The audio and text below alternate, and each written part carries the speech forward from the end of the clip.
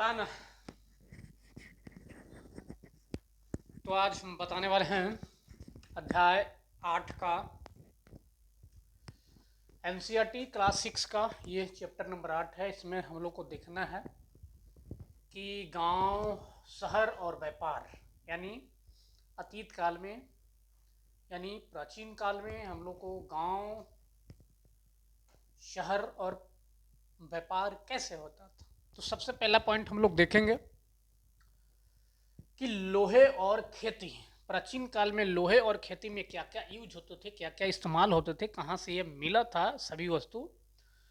तो देखा गया है कि महापाषाण काल के कब्रों में उनके साथ में खुदाई के समय मिला है क्या चीज?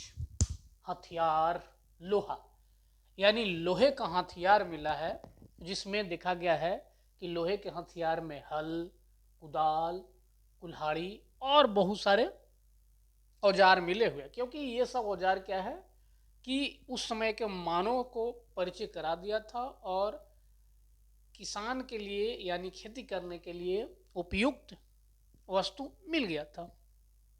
तो महापाषाण काल के कब्रों में क्या मिला था? तो लोहे का औजार मिला था, जिसमें हल, कुदाल और कुल्हाड़ी देखा गया था। अब इसमें फिर दूसरा पॉइंट दिया गया है कि कृषि उत्पादन क्या होते थे उस समय की नहीं। तो बिल्कुल होते थे। कृषि उत्पादन के लिए उन्होंने नुकीला कुदाल, नुकीला कुल्हाड़ी और नए नए अनेक प्रकार के औजार यानी वो लोग परिचित हो गए थे। कृषि के लिए रोपाई का उन लोग का आइडिया पता चल गया था कि रोपाई के तहत कृषि कर सकते हैं। सिंचाई के लिए भी उन लोगों ने नहर खोदा, कुआं का खुदाई किया, तालाब का खुदाई किया और जलाशय का भी खुदाई किया। यानी जलाशय इन सभी से बड़े होते हैं। उन लोग को पता था कि कृषि को बिना सिंचाई किए हुए यानी बिना पटाए हुए हम कृषि में विकास नहीं कर पा सकते हैं। अब गांवों का जीवन देखते हैं कि अतीत काल में गांवों का जीवन क्या होता था, कैसे लोग जीवन जीते थे। तो गांवों में एक प्रधान होता था, बहुत बड़े भूस्वामी होता था, यानी जिनके पास गांव में सबसे ज़्यादा ज़मीन है वो समझिए कि भूस्वामी है, यानी भूमि का मालिक है। वो अपने आप को समझिए कि राजा घोषित कर चुका था, भूस्वामी। ऐसे उनसे ऊपर तो राजा है ही थे, लेकिन गांव में जिनके पास सबसे ज़्यादा ज़मीन 500 बीघा, 400 बीघा, 1000 बीघा रहता था, वह भूस्वामी कहलाता था। तो गाँव में, भारत का गाँव देखा जाए तो दक्षिण भारत और उत्तरी भारत। तो दक्षिण भारत में देखा जाए तो तमिल क्षेत्र, यानी दक्षिण भारत में तमिल क्षेत्र ज़्यादा विस्तार किया गया है। तो तमिल क्षेत्र के बारे में बताया गया है। तो वेल्लम, क्या? वेल्लम या वेल्ला। वेल्ला क्या था? तो वेल्ला दक्षिण भारत में कहा गया है कि जिनके पास सबसे ज़्यादा ज़मीन रहता था, यानी सबसे ज़्यादा खेती बाड़ी होता था, उसको वेल्ला कहा गया है। वेल्ला क्या था?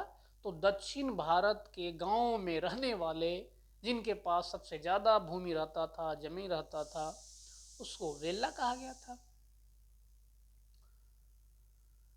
साधारण हलवाहा, हलवाहा के मतलब हरवाही करने वाला, उसको खेत के जोतने वाला, जिनके पास केवल काम था भूस्वामी को क्या करना?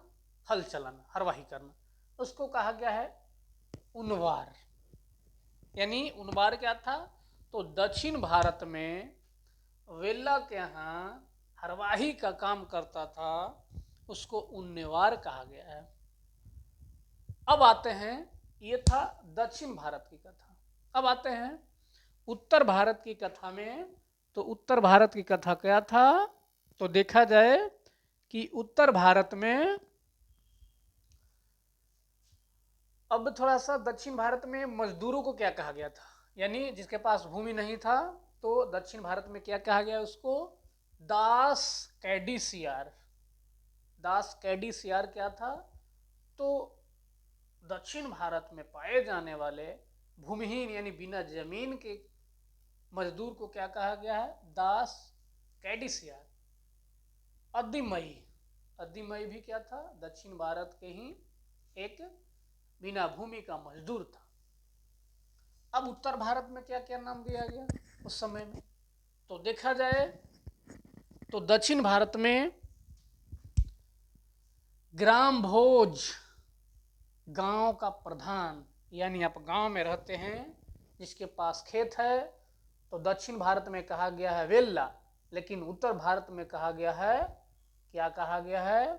ग्राम भोजक। और उत्तर भारत में वेल्ला, दक्षिण भारत में ग्राम भोजक, या प्रधान भी इसको कहा गया।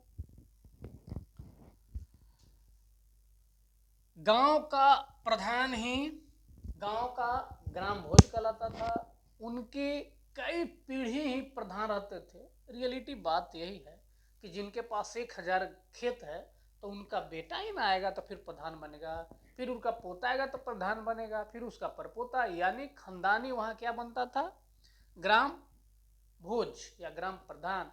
यानी पोता चाहे अनपढ़ रहे चाहे पढ़ रहे, उससे कोई फर्क नहीं, चाहे लफुआ है चाहे कुछ है, उससे कोई फर्क न पड़ता था। बस हमारा बाप था प्रधान, हम भी रहेंगे, हमारा बेटा भी रहेगा, हमारा पोता भी रहेगा। तो ये था ग्राम भोज, कई पीढ़ियां, यानी गांव के बड़े बड़े भूमि के मालिक। बड़े बड़े राजा जब शहर में रहते थे तो गांव का मालिक गांव के प्रधान को बना देता था। गांव के प्रधान को कहता था कि छोटे छोटे किसान से तू क्या करो, टैक्स वसूली करो, धान गेहूं चाह कुछ मिल जाए, हम अगर काम कर रहे हैं कर्मकार वाला यानी कुम्हार वाला बढ़ी वाला, तो हम वही दान देंगे। तो वही ग्राम प्रधान होता था, वो छोटे छोटे किसान से टैक्स वसूलता था। वही क्या करता था, कभी कभी पुलिस का काम भी कर देता था गांव का प्रधान, और वही काम कभी कभी अपने आप को जज भी बना लेता था। यानी छोटे छोटे आपस में जब लड़ते थे तो वही मालिक बैठा था गांव के प्रधान। क्यों? क्योंकि उसके पास खेती था, बहुत बड़ा जमीन था। अब उनसे बड़े गांव के प्रधान से फिर कौन लेता था टैक्स? तो शहर में बैठने वाले सम्राट राजा लेते थे। यानी गांव के प्रधान तो मालिक है, ये है, जज भी है, पुलिसो भी है, और टैक्स भी दीजिए। समझ जाइए कितना बड़ा मालिक है, टैक्स भी लेता है और फैसला भी सुनाता है। वाह! तो यानी ज्यादा जो टैक्स देगा उसी के हक में फैसला सुनाएगा। अब गृहपति कहा गया है उत्तर भारत में छोटे किसान को, बड़े किसान को ग्राम भोज या प्रधान, और छोटे किसान को क्या कहा गया है? तो गृहपति, गृहपति।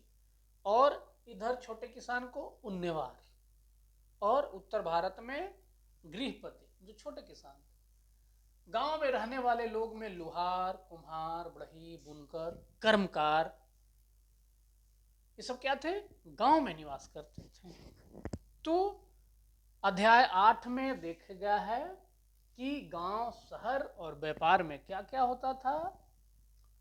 तो ये अगले चैप्टर में फिर पढ़ेंगे कि इसमें और क्या विशेष जानकारी दिया गया है।